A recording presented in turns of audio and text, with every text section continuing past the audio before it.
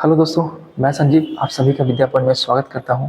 मैं आज लेकर आया हूं आपके लिए आरपीएफ कांस्टेबल का पूछा गया प्रश्न, यानी प्रीवियस ईयर में कैसे कैसे क्वेश्चन पूछे गए हैं इसके बारे में हम यहाँ बात करेंगे।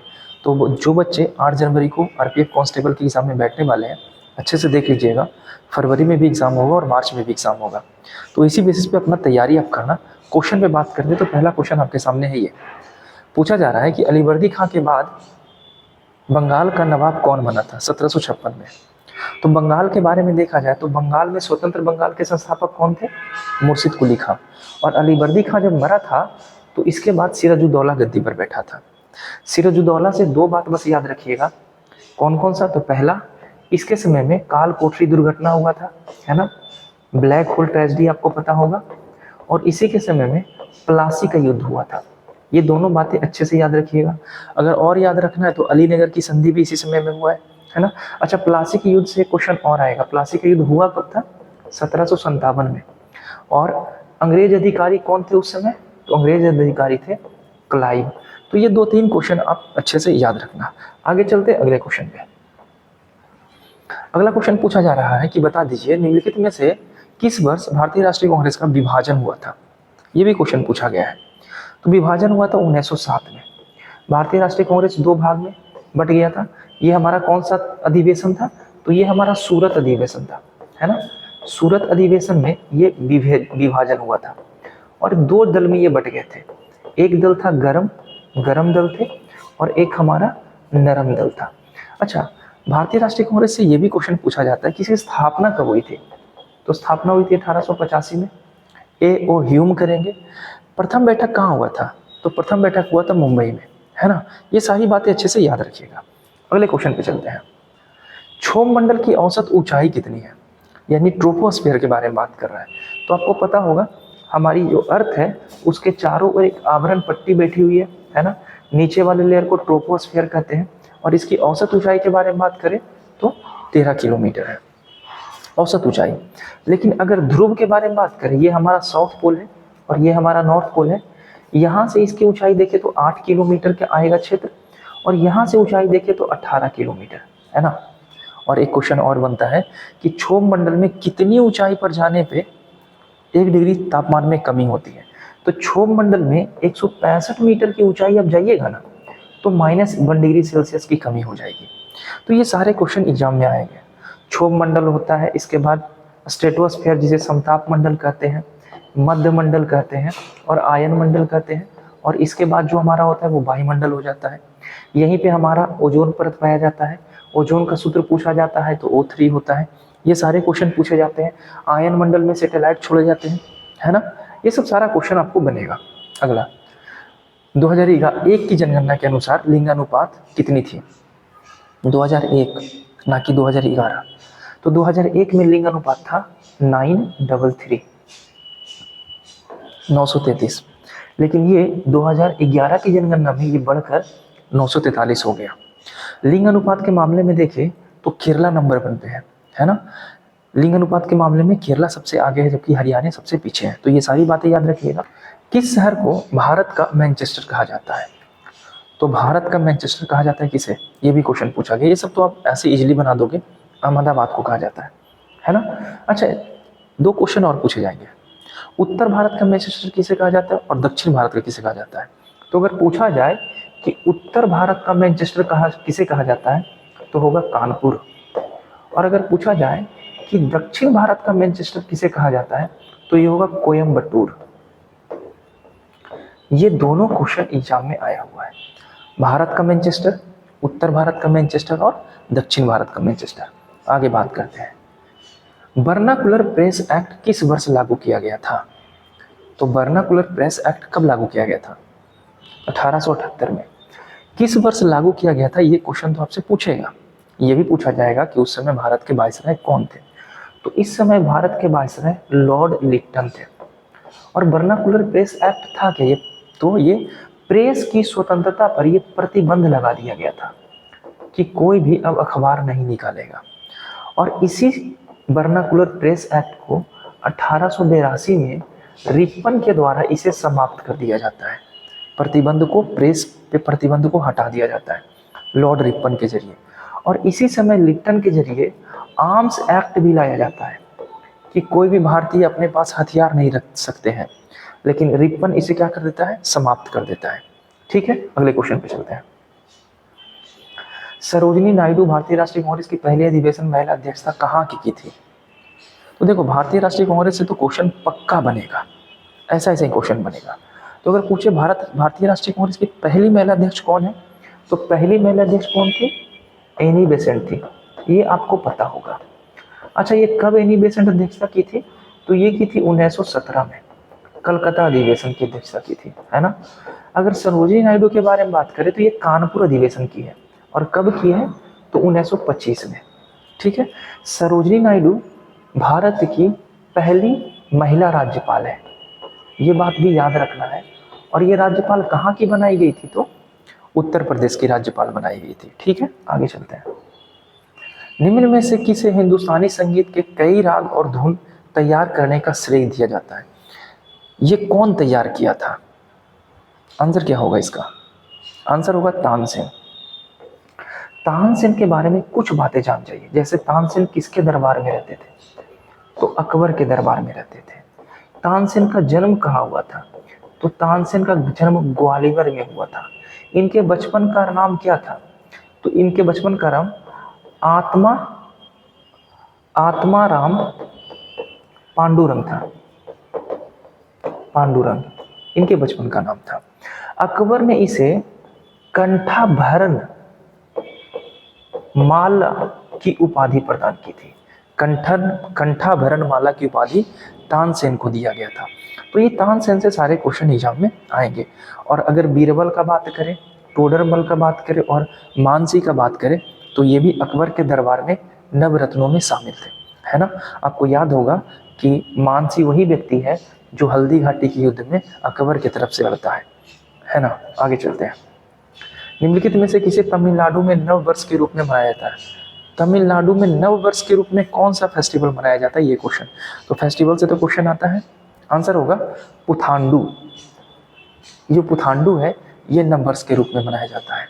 लेकिन अगर उगाती का बात करें तो उगाती आंध्र प्रदेश में मनाते हैं, तेलंगाना में भी मनाते हैं और कर्नाटका में भी मनाते हैं उगाती। और ओनम और पोंगल के बारे में, पोंगल भी मनाते हैं कहाँ? तो पोंगल भी तमिलनाडु में ही मनाया जाता है। और ये एक कृषि वाली फेस्टिवल है ना। और ओनम भी कृषि से संबंधित है, जब नया नया फसल काटा जाता है तो मनाया जाता है जनवरी के महीने में, जैसे हमारे यहाँ मकर संक्रांति मनाया जाता है ना, उसी तरीके से। आगे चलते हैं। बीच वॉलीबॉल कोर्ट की लंबाई कितनी होती है? वॉलीबॉल कोर्ट की लंबाई कितनी होती है? तो वॉलीबॉल जो लोग खेलते हैं, पहले तो यही बता दो कि वॉलीबॉल में कितने खिलाड़ी होते हैं, ये बेसिक क्वेश्चन पूछा जाता है। तो वॉलीबॉल में कितने खिलाड़ी होते हैं? तो वॉलीबॉल में 6 खिलाड़ी होते हैं। अब लंबाई पूछा जा रहा है, तो लंबाई कितना होता है? 16 मीटर का। आगे चलते हैं। देख लो, खेल खिलाड़ी से क्वेश्चन पूछा जा रहा है, भारतीय राष्ट्रीय कांग्रेस से क्वेश्चन पूछा जा रहा है, यानी ये सारे ऐसे सेक्शन है जिसको आपको करके जाना है। आ गया फिजिक्स का क्वेश्चन। ब्रह्मांड पिंडों के बीच को अधिकतम दूरी को मापने के लिए इकाई कौन सी है? यानी खगोलीय पिंडों के बीच नापने वाली दूरी की सबसे बड़ी इकाई क्या होती है? तो ये होता है प्रकाश वर्ष। प्रकाश वर्ष मतलब क्या? एक वर्ष में प्रकाश के द्वारा तय की गई दूरी को प्रकाश वर्ष कहते हैं, है ना। प्रकाश वर्ष के बारे में देखें तो 9.46 इंटू 10⁻15 मीटर होता है ना, एक प्रकाश वर्ष बराबर। और सबसे बड़ा अगर दूरी का मापक देखा जाए तो ये क्या होता है? तो ये होता है सबसे बड़ा दूरी का मापक पारसेक को कहते हैं। और एक पारसेक बराबर होता है 3.26 प्रकाश वर्ष।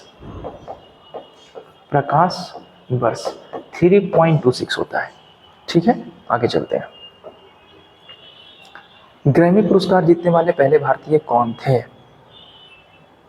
तो ग्रैमी पुरस्कार जीतने वाले पहले भारतीय थे सितार वादक। इसमें सितार वादक कौन है? पंडित रविशंकर। सबसे पहली बार ये ग्रैमी पुरस्कार जीते थे। अब क्वेश्चन आता है, ग्रैमी पुरस्कार किस क्षेत्र में दिया जाता है? ये क्वेश्चन पूछेगा। तो ये संगीत के क्षेत्र में दिया जाता है, ये भी बात आपको याद रखनी है। अगले क्वेश्चन पे चलते हैं। उगाती त्यौहार कहाँ मनाया जाता है? अभी अभी हम आपका क्वेश्चन का आंसर ये हम दिए हैं ऑलरेडी पहले। तो अगर आप लोग अच्छे से वीडियो देख रहे होगे तो इसका आंसर आप हमें देना कि उगाती फेस्टिवल कहाँ मनाया जाता है। 3 राज्य में मनाया जाता है। एक है हमारा कर्नाटका, दूसरा है तेलंगाना और तीसरा कौन सा राज्य है ये आपको बताना है। नहीं तो वीडियो को पॉज करके पीछे देख लो, मैं आंसर कर चुका हूँ। भारत सरकार ने किस वर्ष में व्यापक परिवार कार्यक्रम शुरू किया? अब देखो, अगर परिवार नियोजन कार्यक्रम पूछता तो ये होता 2005, लेकिन पूछ रहा है व्यापक परिवार नियोजन, तो व्यापक परिवार नियोजन स्टार्ट किया गया था 1972 में। ठीक है, आगे। ऐसा स्थान जहां बस्तियां विकसित होती है क्या कहलाते हैं? ऐसा ऐसा ही फालतू क्वेश्चन होता है, तो क्वेश्चन रिपीट करने की संभावना बनी रहती है रेलवे में। तो आंसर होगा बसाव स्थान। ठीक है, तो शहर किसे कहते हैं? तो वैसा क्षेत्र जहां लगभग 75% से ज़्यादा आबादी क्या होती है, गैर कृषि क्षेत्र में शामिल होते हैं, उसे शहर कहते हैं। और गांव वैसा क्षेत्र जहां पे लगभग 80% लोग कृषि कार्य करते हैं, उसे ग्रामीण क्षेत्र कहा जाता है। दुनिया का सबसे बड़ा जो मलिन बस्ती है ना, वो मुंबई में है। और मुंबई में कौन सी बस्ती है, इसके बारे में आप हमें कमेंट में बताना। ठीक है, काफ़ी फेमस बस्ती है। आगे चलते हैं। पानी में निर्मित अम्लीय विलयन विद्युत धारा सरलता से प्रभावित होती है, इसका कारण क्या है? पानी में ऐसा क्या होता है जिसके कारण इलेक्ट्रिक करंट आराम से फ्लो करता है? तो ये होता है हाइड्रोजन आयन। पानी का सूत्र होता है H2O, और हाइड्रोजन आयन की सांद्रता के कारण बिजली फ्लो करती है। आगे, किसी वाष्पशील घटक को उसके गैर वाष्पशील विलयन से पृथक करने के लिए निम्नलिखित में से कौन सा प्रयोग किया जाए? एक वाष्पशील है यानी वेपर बन के उड़ जाएगा, और एक नहीं है, तो इसके लिए क्या इस्तेमाल करेंगे? तो इसके लिए वाष्पीकरण का इस्तेमाल करेंगे। ठीक है, आगे चलते हैं। निम्नलिखित में से चोल शासक निशुंभ सुदीन देवी का एक मंदिर कौन बनवाया था? तो वही बनवाया था जो चोल वंश के संस्थापक थे। चोल वंश के संस्थापक कौन थे? तो ये थे विजयालय। तो इसका आंसर होगा विजयालय। आगे चलते हैं। अगला, संगीत नाटक अकादमी नई दिल्ली के में उस्ताद बिस्मिल्लाह खां युवा पुरस्कार शुरुआत कब किया गया था? तो ये पुरस्कार की शुरुआत की गई थी 2006 में। तो आंसर होगा यहाँ पे ए। जितने भी क्वेश्चन बने हैं ना, वो हम देख रहे हैं बस। एक बैडमिंटन खिलाड़ी को खेल के दौरान दिया गया काला कार्ड क्या इंगित करता है? तो बैडमिंटन खिलाड़ी को 3 कार्ड दिया जाता है। एक तो हमारा काला है, एक होता है लाल, और एक होता है पीला। ठीक है, अगर लाल कार्ड मिलेगा ना तो सामने वाले अपोजिट टीम को 1 पॉइंट मिल जाएगा। काला कार्ड दिया जाता है ये चेतावनी के लिए, ठीक है, कि आप क्या कर रहे हैं, उल्लंघन कर रहे हैं नियमों का। आगे अगला क्वेश्चन, सुंदरम बालाचंद्र निम्नलिखित में से किस वाद्य यंत्र का मुख्य वादक है? ये क्या बजाते हैं? तो ये बजाते हैं हमारे बीना। तो आंसर क्या होगा? बीना। तो देख रहे हो, खेल खिलाड़ी से और वाद्य यंत्र से क्वेश्चन आता है, नृत्य से क्वेश्चन आता है, तो ये सारा याद रखना है। आगे, भारतीय सुदूर संवेदन संस्थान कहाँ है? संस्थान से भी क्वेश्चन पूछा गया है। इसका आंसर क्या होगा? लगा लिए होंगे, देहरादून होगा। आगे चलते हैं। 1849 में जाति के लिए काम करने के लिए परमहंस मंडली की स्थापना की गई थी। परमहंस मंडली की स्थापना कहाँ की गई थी? तो ये किया गया था बंबई में। ठीक है, अच्छा, परमहंस मंडली की स्थापना किसने किया था, ये जरा आप बताना। आगे चलते हैं। भारत ने राष्ट्रमंडल खेल में आयोजना अभी तक, भारत राष्ट्रमंडल खेल में कितनी बार आयोजन किया है? तो राष्ट्रमंडल खेल शुरू जो हुआ था वो हुआ था 1930 से, और भारत राष्ट्रमंडल खेल को अभी तक 1 बार आयोजित किया था 2010 में। और राष्ट्रमंडल खेल के लिए स्वर्ण पदक लाने वाले जो व्यक्ति हैं वो है मीराबाई चानू, वेट लिफ्टिंग में। ठीक है, आगे चलते हैं। वस्तु और सेवा कर कब शुरू किया गया था? तो ये किया गया था 1 जुलाई 2017 को। संविधान संशोधन 101 के तहत जीएसटी शामिल किया गया था। ठीक है, आगे चलते हैं। जीएसटी का फुल फॉर्म क्या होता है? Goods and service tax. ये भी क्वेश्चन पूछा गया है। सहारा मरुस्थल के बारे में पूछना है कि सहारा मरुस्थल कौन से महाद्वीप में पाया जाता है? तो ये अफ्रीका में पाया जाता है, सहारा, है ना। थार मरुस्थल हमारा भारत में पाया जाता है। ठीक है, आगे चलते हैं। तो आज हमारा यहीं तक का सफर था। आई होप आप क्वेश्चन को देखिए होगे, कौन से सेक्शन से कैसा क्वेश्चन आ रहा है। तैयारी आपको इसी हिसाब से करनी है। मिलते हैं नेक्स्ट वीडियो में, बाय।